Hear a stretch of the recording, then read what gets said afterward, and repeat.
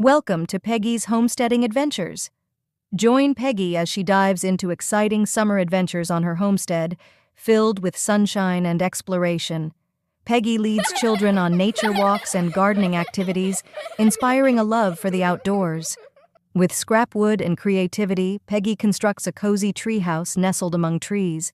Peggy's neighbors join her in a friendly competition to grow the tallest and most vibrant sunflowers. Peggy gathers plump strawberries, simmering them into delicious jam for her pantry. Peggy and Biscuit, her goat, relax under a tree's dappled shade, watching dragonflies dance over the pond. With a makeshift screen and cozy blankets, Peggy's homestead transforms into an open-air theater.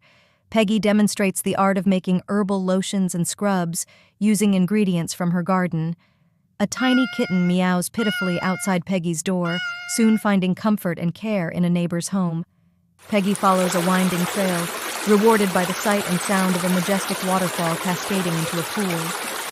Peggy sits on her porch, mesmerized by the twinkling fireflies, a magical sight on a warm summer evening. Thank you for watching. Like and subscribe for more of Peggy's homesteading adventures.